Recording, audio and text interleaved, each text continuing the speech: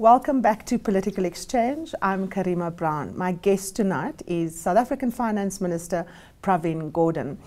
Minister, we were chatting earlier about recalibrating the message about Africa's developmental needs. Of course, South Africa is the largest economy on the continent. The ruling party has recently held a very important policy conference where it looked at a whole range of issues, and of course one of the key questions under discussion was the policy framework around mineral resources, mining in particular. How are businesses and investors meant to understand, this policy process that is unfolding in the ruling party, given the fact that markets are so sensitive to uncertainty? I think by and large, those who are familiar with South African political developments and those who understand that what South Africans are raising, who owns our resources, how do we benefit from them, what are miners plowing back into either communities or economies in the countries in which they operate, are questions which are prevalent around the world. And there are different formulae that have been used, but there's approximate consistency, which is the resources themselves belong to the sovereign, that when you mine, you're going to pay a particular kind of tax. In some instances, like Australia, you now have a carbon tax, and you have variations of royalties in one form or another. And by and large, I think the crucial issues in South African mining would be, how do we get more investment? And now today the investment is not just dominated by domestic considerations. There are very different global circumstances where demand for platinum, for example, which is what South Africa is a major supplier of, is not as great as it was, and therefore you can see the price falling. Gold, for example, which we were fairly dominant in, is much more difficult to mine, but industry seems to be developing more creative ways of mining deeper than they are. So yes, I think those who understand our landscape understand that this is a necessary process and evolution in the policy debate that we've got to go through, that there's nothing in the discourse within the ANC which says that there's going to be a grabbing of national assets or private assets, and that tomorrow morning you're going to have mayhem in an environment, notwithstanding the kind of rhetoric that some people, particularly some young people, have been deploying in order to advance their own political interests, if not their own economic interests. And I think hopefully over the next few months, as we get to the December conference, we can settle that debate and at the same time have, as you can see from the more balanced leaders from the industry itself, an acknowledgement that there does need to be a higher level of contribution that the industry can make, whether it's training people, whether it's employing people, whether it is investing in the communities that they actually operate in, providing housing for workers and other services. They are providing AIDS treatment, for example, more so today than, say, 10 years ago. And all of those are important advances as we go forward. Obviously, given the fact that the ANC is such a broad church, policy obviously is also contested. And there's a traditional push-pull tension around policy formulation. And the question around potential nationalization obviously falls squarely within that arrangement. Given the fact that the ANC is such a broad church and understands the role of all social forces and classes within it, what is your sense about the kind of direction and trajectory policy-wise for the ANC? The President was clear about the role for business, that South Africa is a mixed economy. Is that your prognosis as well? That's been the policy position of the ANC for a long time. As time moves on, that policy position will be enriched by new insights, lessons from things we've done or not done, or new circumstances which require us to adapt to those circumstances, like the recession or post-recession recovery that we actually find ourselves in. But let's make this point. There is no political organization in the world that doesn't have different views within it, that doesn't have a debate within it.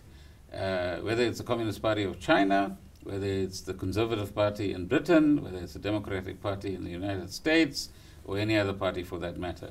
The very nature of politics and political organizations must be and will be that there will be different approaches, different perspectives, perhaps even different philosophies, which will try to find expression and which will try to develop hegemony within that particular environment, provided that that contestation happens in a way in which it ends in a constructive outcome and a much more enriched outcome, and one that ultimately makes a difference to the millions of people we're supposed to serve, not a minority interest. Now, one of the dangers of our current political and economic systems globally, which is what this book by Robinson and Acemoglu begins to point to, is that our political institutions are not necessarily always inclusive, that they could in fact be captured, and that even regulators in different environments get captured as well, which is the lesson we're learning from the financial crisis.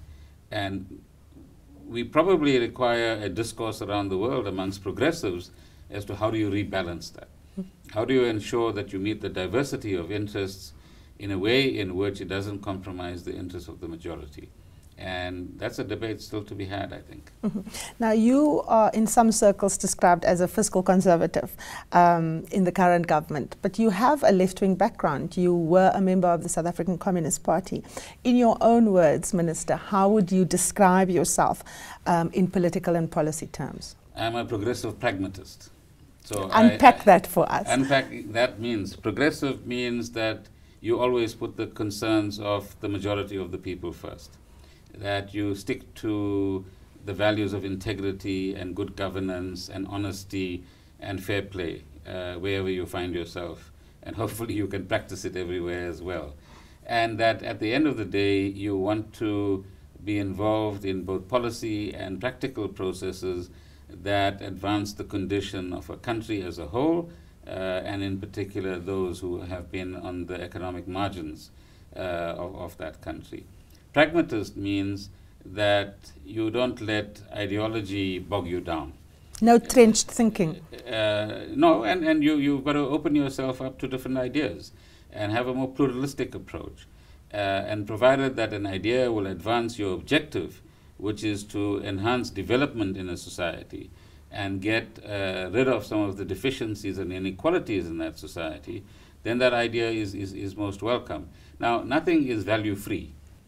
Nothing is so-called a-ideological, yes, in our sort of context. So perhaps the other emphasis on the pragmatist side is start getting things done rather than talking about them, because it is actions would teach you a lot more about yourself, but also about your situation, and it's only through action that you can materially impact upon people's lives. So let's not talk about, say, housing or better financial management. Let's get it done. And let us try to imbibe those progressive values in a way in which you make sure that there's no corruption, you make sure that there's no financial mismanagement, and that you live within your means. Now, fiscal conservatism is not really relevant in the South African context, because we've been operating within an expansionary framework for the last 10 years, plus minus. And as we had better revenue coming in, you had better spending taking place. 10 years ago, we didn't have the child support grant. We do have it now. 10 years ago, we weren't spending almost 10% of our total expenditure on various types of social grants. We do so now. And we've come a long way in that sense. At the same time, what recent events are teaching us is that pretty much like your own personal finances, you go on a spending binge and you don't have the income to back it up. You think you could manipulate several credit cards. It will only take you so far. Someday or the other, you're going to end up either in insolvency or in a debtor's court, or find yourself in financial trouble. The one thing that political office bearers and public servants should not do is compromise the long-term fiscal sustainability of a particular country. And so rather than talk about fiscal conservatism, let's talk about fiscal realism, that we're living in a very uncertain world. Revenue is not guaranteed. You don't want to become indebted to international financial institutions, and therefrom be instructed on a day-to-day basis about what you should do and what you shouldn't do. We used to talk about in the not-too-distant past about enjoying fiscal sovereignty. And every African country should pride itself on fiscal sovereignty. That is, no dependence on any external force, the freedom to do the right things that are appropriate to your country environment. At the same time, you should be open to advice and insights that you might not have gathered yourself. Mm-hmm. Now, our negotiated settlement, that is South Africa's, is often lauded for delivering the democratic change through compromise. 20 years later, South Africa faces certain intractable, problems such as structural unemployment, inequality and poverty. As someone who was intimately involved in directing the CODESA process and crafting the 1994 compromise, would you say at this stage that we need that spirit of give and take to deal with our contemporary problems, or should we move on and demonstrate a more single-mindedness in making policy choices? You need a little bit of both. I played a very small part in the negotiations, but it was a valuable lesson for me. Well, you were chair of the CODESA process. It's been a privilege. In no situation can you work unilaterally, or there's very few situations. So sometimes leadership demands that you move ahead of the crowd, that you point the direction that you think that needs to be taken. And at the same time, you can point the direction and walk alone in that direction. Or you have sufficient confidence and trust with people that you work with, including your whole country, that if you point in a particular direction, they begin to follow. Now, Tata Mandela's generation was able to do that, to say, at some stage we've got to stop fighting. At some stage we've got to recognize either we destroy this country completely, or we retain what we have and build on it and take us to a different future. And fortunately, the country bought that, and in a very short period of time, unlike anywhere else in the world, we were able to cross that river from apartheid to democracy. But now we have another set of challenge ahead of us, which is the economic challenge, the socio-economic challenge, but also deepening democratic values and deepening democracy itself. Because having formal democracy is one thing. Having 50 million people embrace it on a day-to-day basis and act on terms of it is a very different thing. And that is going to require that we have a new round of, if you like, constructive dialogue. Again, there will be a diversity of views. But if we become single-minded, that we're going to require all the resources of the country to be harnessed in order to achieve what we want to achieve, which is a better standard of living, a much more dynamic economy, an economy that can continue its preeminent place on this continent, an economy that remains connected to the continent and is able to support other economies to grow as well, and a people that are far more skilled than we have been and are able to adapt to the challenges of the 21st century, particularly amongst our younger people, then we would have served ourselves well. Now the question is, how do you build that kind of consensus? And that would require its own kind of single-mindedness. And I think that's, over the next few years, the challenge that we have, to build that common platform, to build that common intent, to have within it space for divergencies and differences of views and different class interests, so to speak, but at the same time be quite clear that what we have currently can't be sustained for too long. Do we need a new social compact, and what would be the terms of such a social compact? Oh, there are many, there are many different elements that need to be tied together. For example, we do have a category of privileged white and black people in South Africa. They've got to learn that for the next 10 to 15 years, they've got to share, right? And that we need to build a new ethic of solidarity amongst ourselves, that we can't live in little cocoons of privilege whilst we have a sea of inequality around us and desperation around us, and that it's in our collective interest to narrow that gap. There's recent studies which begin to demonstrate that inequality is a fetter on growth. Inequality doesn't promote growth. Now what's fascinating is that this is no longer a South African problem. Our unemployment and inequality statistics are very similar to those in Brazil, to those in Spain, of all places, and elsewhere, particularly in terms of youth unemployment. And Spain has a similar level of unemployment to South Africa as well, 24–25%. And so inequality is becoming a challenge around the globe. And that's why there's opportunities for progressives on this continent, as I said earlier, to start crafting some new way. We call it inclusive growth. We call it inclusive and sustainable growth. It's important to be able to combine legitimate political institutions with inclusive economic institutions and a sustainable approach to the environment into a, if you like, new growth path or new development path, which lays the basis for the next 20 to 30 years and takes us into a different kind of trajectory. At the moment, all of that is fragmented. So the environmentalists will fight their battle. Those who advocate climate change being managed in a particular way will fight their battle. And one of the weaknesses of progressive movements is their own inability to overcome their silos.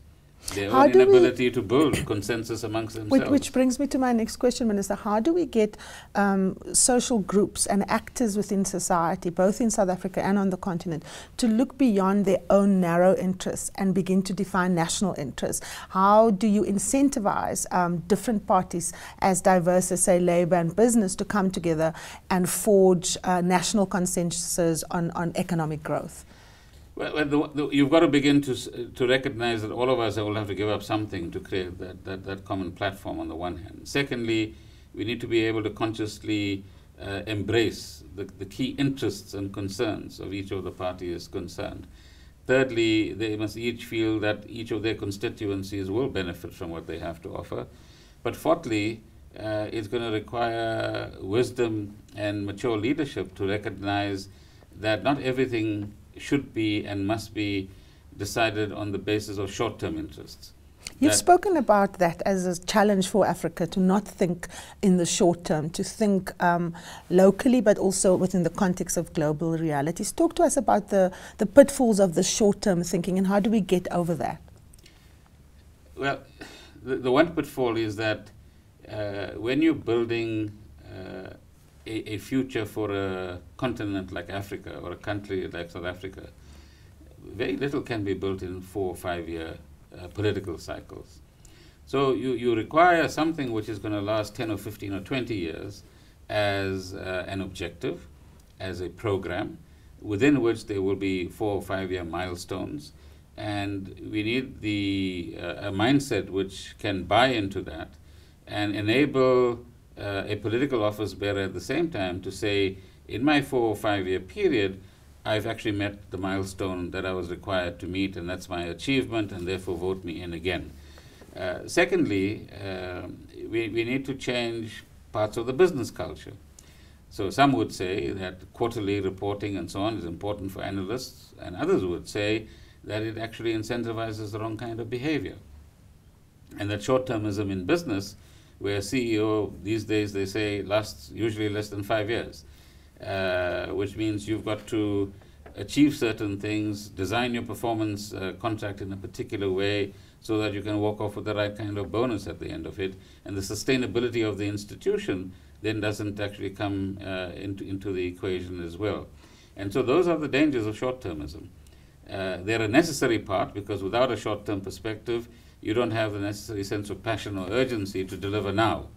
Without the long-term perspective, you don't know whether you're actually contributing to a sustainable objective that makes a significant and fundamental impact on your situation, either within the country or within the continent. So if we take this question of sustainability and having a more long-term approach, would it, for example, be advisable to, say, extend terms of leadership to beyond 5 years, given the fact that in Africa we are only beginning to see the dividend of the democratization process, you know, on the continent? How does one balance, again, the question of stability, of long-term vision, with the need to constantly renew that political mandate?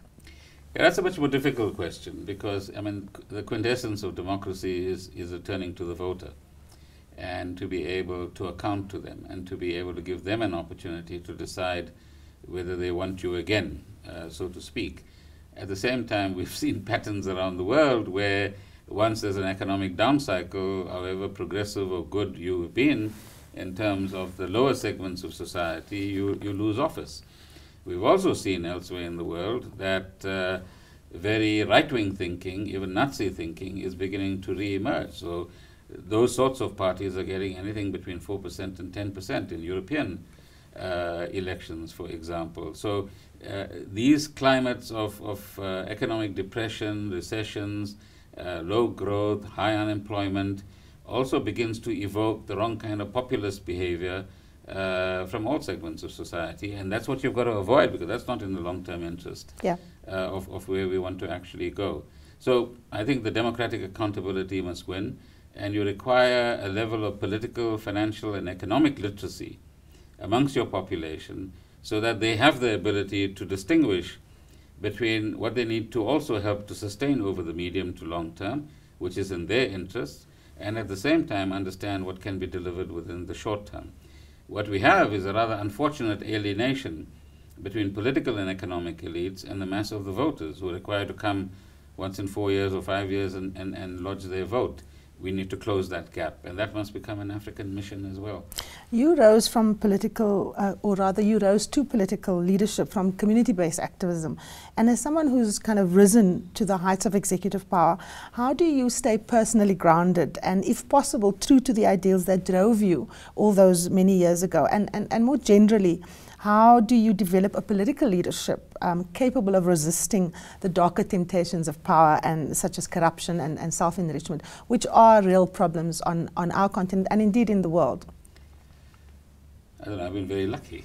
No, I think it's about being grounded in the right belief systems, being able to say that you've practiced your values over the years, and at the same time recognize that different situations do require you to adapt. But as I would say, you know, it's important to be able to bend backwards to either duck a punch or to accommodate a new development. But if you bend too far backwards, you won't have a spine left. And when you reach a point where your spine is broken, then you are spineless, you are valueless, you are directionless, and you begin to lose your moral compass at the end of the day. So each of us has to define what's the limits of what you're prepared to do and not prepared to do. And I've been very privileged to be able to adapt to new environments and new opportunities to contribute without hopefully compromising my values. And I suppose my family would pull me. There's not much hair to pull now, but will also help, as would friends and comrades, to say we're beginning to walk the wrong road. But the dangers you point out are very real. But these are not problems of the political system only. They're problems of the social system. Because on the other side of any corrupt public official is a business person, invariably and almost everywhere. And so it requires that society recognizes this, as one piece I was reading late last night, this sort of dark and gray zone where business meets public office. And often it is not very transparent, and often the public is unaware of how the two sides transact. And some would say, if you can shine a brighter light on that interaction, if there are better societal rules about how those interactions occur, if we more public, rather than having these very crass accusations about everybody who goes wrong, from what you buy or what you drive or whatever the case might be, let's inform the public better about how these interactions should occur, what's the value system that should guide it, and how do you discriminate between bad and not so bad and good. And how do you promote that in our schooling system so that a whole new generation of South Africans will learn what it means to do the right thing. And even if you're in public office or you are in business and you have temptations, you're not tempted in the wrong way. At a meeting I'm just coming from, I've quoted statistics from an accounting firm that's just done a fraud survey, and it's shocking.